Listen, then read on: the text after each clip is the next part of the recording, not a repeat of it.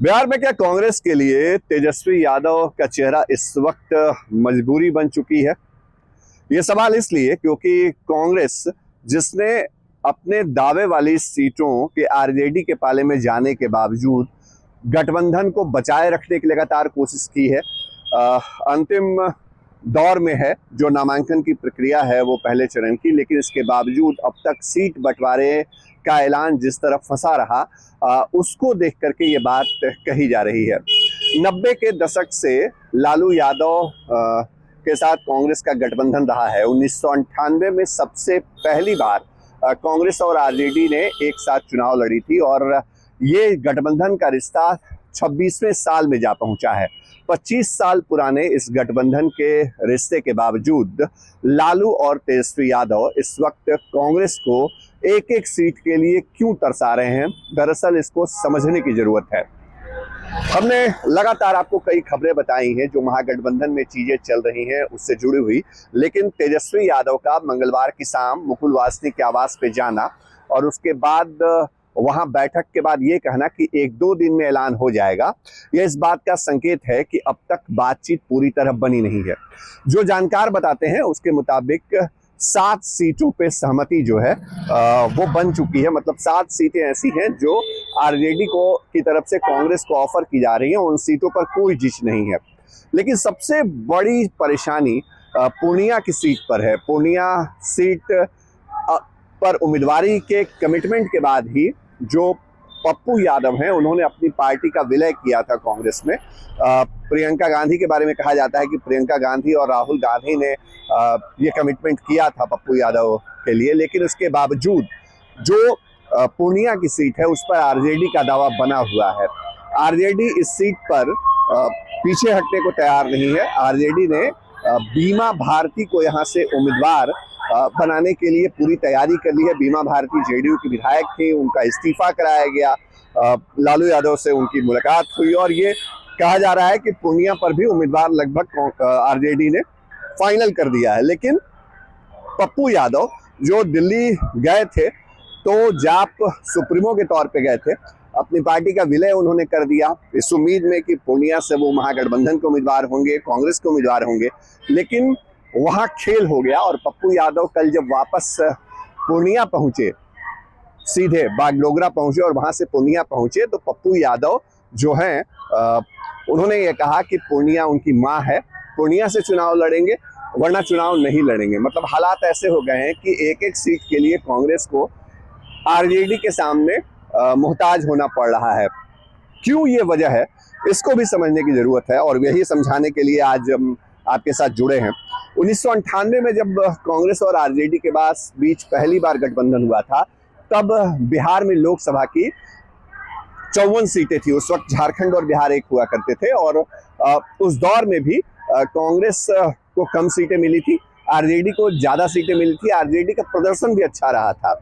उसके बाद लगातार चुनाव दर चुनाव जो है वो गठबंधन होते रहे। आरजेडी धीरे धीरे ज्यादा सीटों पर लड़ती गई और कांग्रेस धीरे धीरे उसकी सीटें कम होती गई। कम सीटें उसे लड़ने के लिए मिली और उन्हीं कम सीटों में से उनका प्रदर्शन भी धीरे धीरे नीचे जाता रहा। इस सबके बावजूद 2005 के जो पहले चुनाव हुए थे, फरवरी में 2005 में 2 चुनाव हुए थे, तो पहले चुनाव में कांग्रेस ने अकेले साहस किया लालू यादव से अलग जाकर के कि वो उतरे मैदान में और नतीजा ये हुआ कि कांग्रेस का प्रदर्शन बहुत खराब हो गया। 2005 के ही नवंबर में दूसरी बार चुनाव हुआ और उस वक्त फिर उन्होंने गठबंधन किया कांग्रेस के साथ और जो नतीजे थे वो ऐसे थे कि बिहार में एनडीए की सरकार बन गई। राष्ट्रपति शासन के बाद का दौर था। आरजेडी का प्रदर्शन भी गिरा और कांग्रेस की भी स्थिति और पतली हो गई।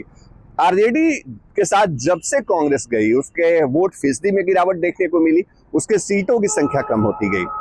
2009 के चुनाव में जो लोकसभा का चुनाव हुआ उसमें कांग्रेस ने अकेले मैदान में उतरने का फैसला किया, लेकिन वहां भी प्रदर्शन बहुत अच्छा नहीं रहा। तो जब जब कांग्रेस ने कोशिश की कि वो आरजेडी के औरा से बाहर निकल के चुनाव लड़े, वो उसमें सफल नहीं हुई है, ये हकीकत है। और यही वजह रही कि लोकल लीडरशिप जो है वो धीरे धीरे कमजोर होती गई कांग्रेस के अंदर।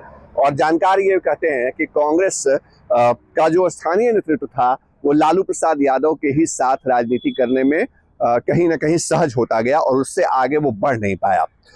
2015 के जो चुनाव हुए उस वक्त कांग्रेस का प्रदर्शन इस पूरे दौरान सबसे बेहतरीन रहा।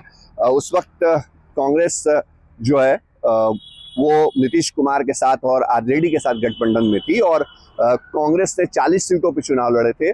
27 उनके जो विधायक हैं वो जीत के आए थे 2015 में। तब अशोक चौधरी अध्यक्ष हुआ करते थे बिहार कांग्रेस के, लेकिन बाद में अशोक चौधरी ही चले गए जनता दल यूनाइटेड के अंदर। 2020 के चुनाव में कांग्रेस ने 70 सीटों पर चुनाव लड़ा और नतीजा ये रहा कि जो 19 विधायक हैं वो कांग्रेस की जीत करके आए। ये जो प्रदर्शन है कांग्रेस का वो बताता है कि बिहार में कांग्रेस के लिए लालू यादव, तेजस्वी यादव, पहले लालू यादव और अब उनके बेटे तेजस्वी यादव या आरजेडी, ये जरूरी नहीं है, मजबूरी बन चुके हैं। और शायद यही वजह है कि एक एक सीट पर इस वक्त आरजेडी कांग्रेस को बैकफुट पे धकेल रही है। और ये इस तरह से समझा जा सकता है कि राहुल गांधी और प्रियंका गांधी ने जिस सीट के लिए कमिटमेंट कर दिया उस सीट को भी कांग्रेस को लेने में दिक्कत हो रही है आरजेडी से। और दूसरी तरफ बड़े चेहरे, निखिल कुमार जैसे चेहरे जिनकी औरंगाबाद सीट आरजेडी ने ले ली, पहले चरण में वहां चुनाव है। इसके अलावा आप देखिए नवादा सीट पर दावा था, वो सीट भी आरजेडी ने वहां से उम्मीदवार मैदान में दे दिया। कई सीटें हैं जिन पर यही कहानी दोहराई गई, लेकिन फिलहाल जो अंतिम तस्वीर है वो सामने क्या आती है ये देखना बेहद दिलचस्प होगा।